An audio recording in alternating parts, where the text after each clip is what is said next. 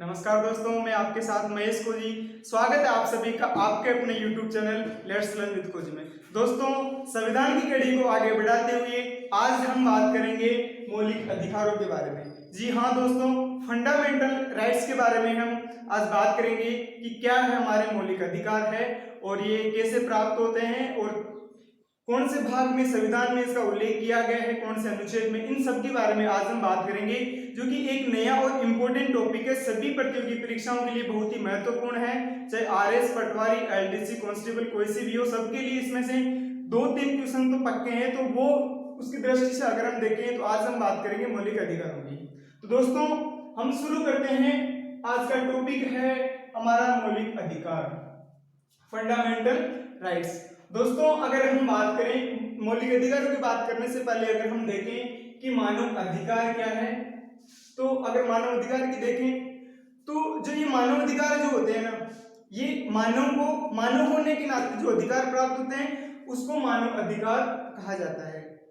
अगर मानव अधिकारों की अगर प्रकृति की अगर हम बात करें तो इनकी प्रकृति वैश्विक है, प्राकृतिक है। वैश्विक का मतलब है कि ये देश की जो बाउंडिंग है, जो देश की जो सीमाएं हैं, इनका इसमें बंधन नहीं होता, अर्थात ये पूरे विश्व के लिए लागू होती है।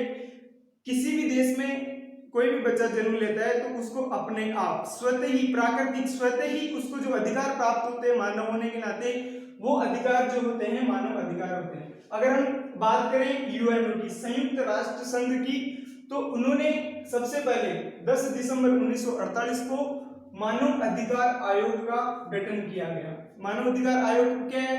जो मानवों के लिए जो अधिकार है, जो मानव अधिकार है, उनकी सुरक्षा के लिए एक आयोग का गठन किया गया जिसे मानव अधिकार के नाम से जाना जाता है। बाद में 2007 में इसको मानव अधिकार परिषद के नाम से जाना जाता है। अगर दोस्तों हम देखें कि 10 दिसंबर 1948 को मानव अधिकार आयोग का गठन किया गया था, इसीलिए हमारे विश्व में, संपूर्ण विश्व में 10 दिसंबर को मानव अधिकार दिवस के रूप में मनाया जाता है।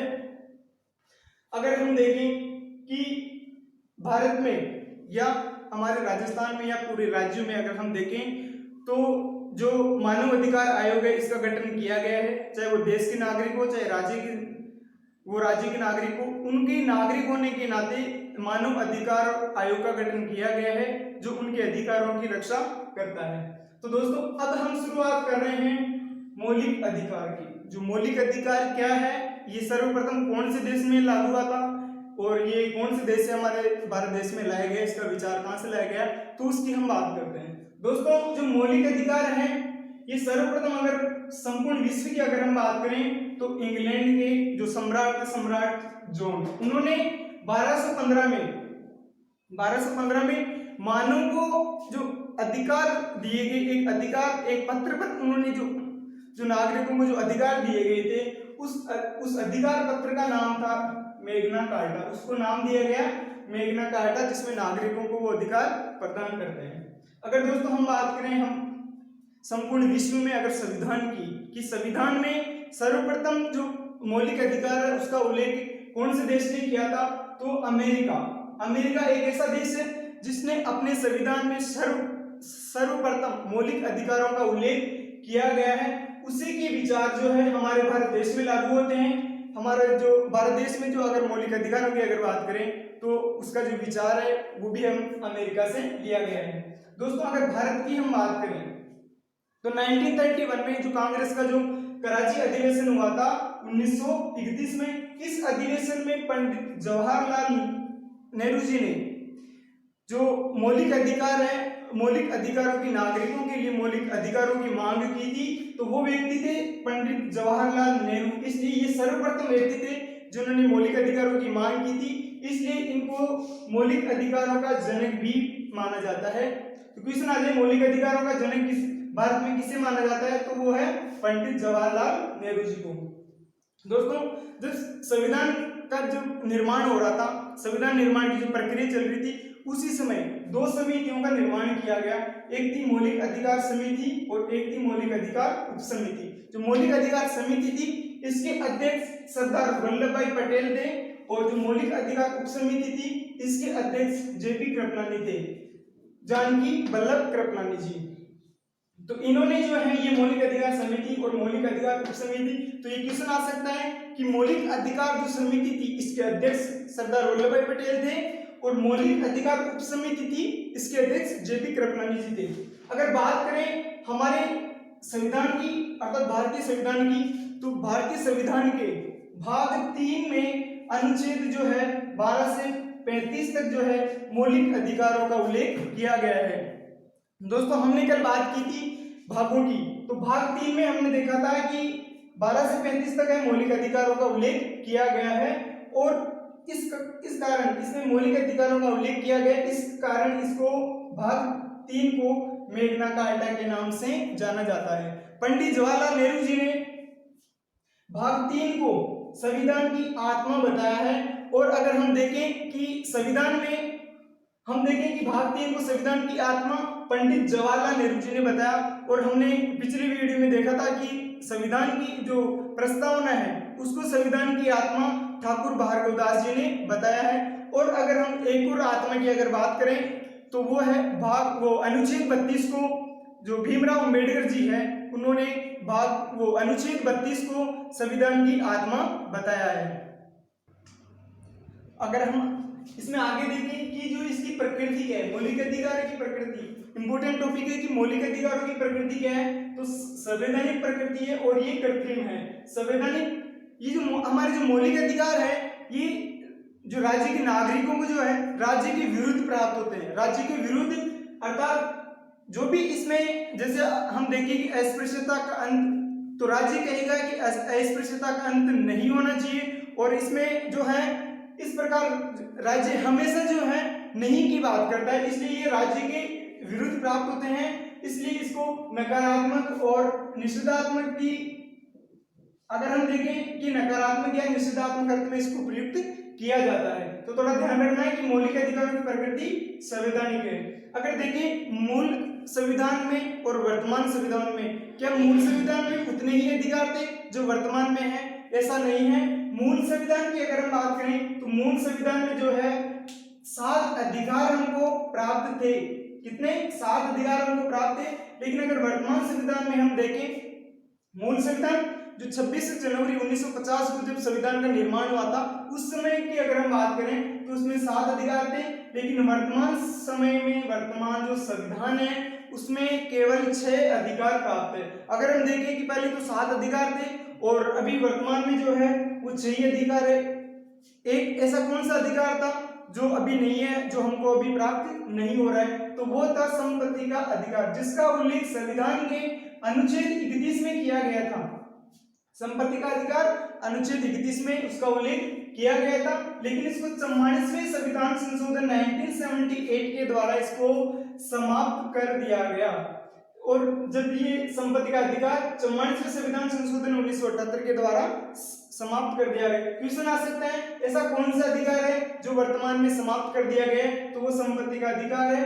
कौन से संविधान संशोधन के द्वारा इसको समाप्त किया गया है, तो वो 44वें संविधान संशोधन 1978 के द्वारा समाप्त कर दिया गया है। और अगर हम देखें कि जो ये संपत्ति का अधिकार है, क्या इसका उल्लेख अभी भी संविधान के कहीं पर किया गया है, तो जी हाँ दोस्तों, अभी भी जो संपत्ति का अधिकार है उसको अनुच्छेद 300A में कानूनी या विधिक अधिकार की संज्ञा दी गई है। तो संपत्ति का अधिकार है वर्तमान में कानूनी या विधिक अधिकार है, इसका उल्लेख अनुच्छेद 300A में किया गया है। अगर हम देखें कि जो कानूनी अधिकार और मौलिक अधिकार में क्या डिफरेंट है, तो दोस्तों जो मौलिक अधिकार हैं वो नागरिकों को प्राप्त होते हैं और इसमें हम जो है अगर कोई भी हमारे मौलिक अधिकारों का अगर कोई हनन करता है या इसमें किसी प्रकार की कटौती या कमी करता है तो हम डायरेक्ट सुप्रीम कोर्ट का दरवाजा खटखटा सकते हैं और हमारा जो है मौलिक अधिकार की जो सुप्रीम कोर्ट में डायरेक्ट जो है वो हम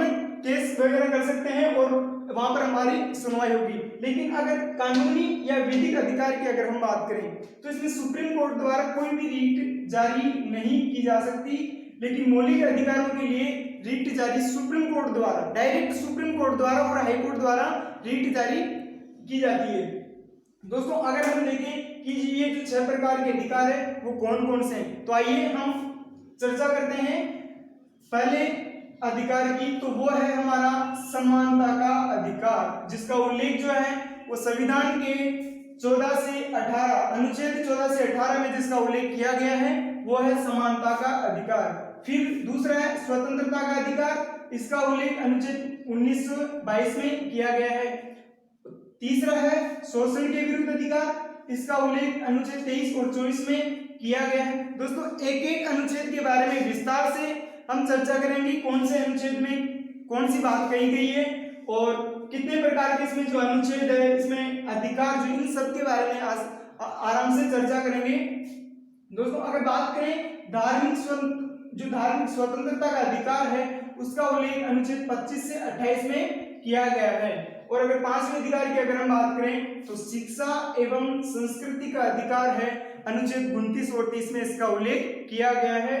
और अगर हम देखें छठे और हमारे अंतिम अधिकार की, तो वह है संवैधानिक उपचारों का अधिकार, जिसका उल्लेख अनुच्छेद 32 में किया गया है। और एक महत्वपूर्ण अनुच्छेद है, अगर हम बात करें संविधान का महत्वपूर्ण अनुच्छेद, तो वो है अनुच्छेद 32। अगर हम देखें कि जो अनुच्छेद 32 को पहले हमने बात की थी कि जो अनुच्छेद 32 है इसको भीमराव अम्बेडकर जी ने संविधान की आत्मा भी बताया था। दोस्तों इनका जो क्रम है वो थोड़ा सा ध्यान रखना है, कभी कभी पूछा जा सकता है, क्योंकि अनुच्छेद भी जो है इसी क्रम में है। पहला समानता का अधिकार, दूसरा स्वतंत्रता का अधिकार, तीसरा शोषण के विरुद्ध अधिकार, चौथा धार्मिक स्वतंत्रता का अधिकार और पांचवा है शिक्षा एवं संस्कृति का अधिकार और छठा है हमारा संवैधानिक उपचारों का अधिकार। दोस्तों अगर हम बात करें कि जो हमारे जो अधिकार है, जो मौलिक अधिकार है, वो तो अनुच्छेद 14 से 18 और 14 से स्टार्ट हो रहे हैं, लेकिन 12 और 13 कहाँ गए? तो अगर दोस्तों हम बात करें अनुच्छेद 12 की, तो अनुच्छेद 12 जो है वो हमारे से संबंधित नहीं है, अर्थात हमारे मौलिक अधिकार से संबंधित नहीं है। उसमें बात करें राज्य की परिभाषा में, अगर इसमें राज्य की परिभाषा का उल्लेख किया गया है। अब दोस्तों देखिए कि राज्य की परिभाषा क्या, तो इसमें जो संसद और जो विधानमंडल है उसके कार्य और जो स्थानीय स्वशासन जो पंचायती राज और नगरीय निकाय है उसके कार्य और जो संसद विधानमंडल और स्थानीय स्वशासन से जुड़ी ऐसी संस्थाएं जो इनसे कहीं ना कहीं प्रत्यक्ष अप्रत्यक्ष रूप से सहायता प्राप्त करती है, उसमें जो ये संस्थाएं हैं वो भी अनुच्छेद 12 में अर्थात राज्य की परिभाषा में शामिल की जाती है। दोस्तों अगर हम बात करें कि जो न्यायपालिका है, न्यायपालिका राज्य की परिभाषा में शामिल नहीं है, ये थोड़ा सा ध्यान रखना कि जो न्यायपालिका है वो अनुच्छेद 12 में अर्थात राज्य की परिभाषा में शामिल नहीं है। दोस्तों अनुच्छेद 12 की हमने बात की और आगे हम बात करेंगे अनुच्छेद 13 की। तो अनुच्छेद 13 है वो विधि से संबंधित है। अगर मूल संविधान की अगर हम बात करें तो मूल संविधान में 13 के 3 भाग थे, 13(1), 13(2) और 13(3), लेकिन अगर वर्तमान संविधान की अगर हम बात करें तो इसमें 4 भाग है, एक जो 13(4) है वो भी इसमें ऐड कर दिया गया। दोस्तों जो 13(3) था इसमें विधि की परिभाषा दी गई है।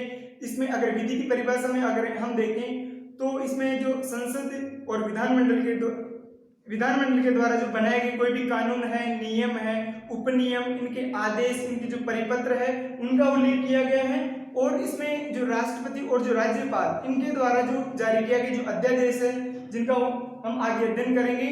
और इसमें जो इसकी जो विधि को प्रभावी बनाने वाली जो प्रथाएं हैं उसका उल्लेख भी जो है अनुच्छेद 13(3) में किया गया है, अर्थात विधि की परिभाषा में शामिल किया गया है। इंपोर्टेंट टॉपिक है कि इसमें 13(3) में संविधान संशोधन को शामिल नहीं किया गया है। हमने कल बात की थी जो संविधान संशोधन है उसको जो भाग 20 अनुच्छेद 368 में उसमें उल्लेख किया गया है, विधि की परिभाषा में शामिल नहीं किया गया है। दोस्तों उम्मीद करता हूं ये जो मौलिक अधिकार हमने जो आज का अपना टॉपिक था ये आपको पसंद आया होगा, ये समझ में आया होगा। अगर समझ में नहीं आए तो एक दो बार और इसको देख लीजिए, वीडियो को आराम से समझ में आ जाएगा। दोस्तों उम्मीद करता हूं कि आपको ये पसंद आया होगा। इसको ज़्यादा से ज़्यादा लाइक कीजिए, अपने दोस्तों के पास शेयर कीजिए और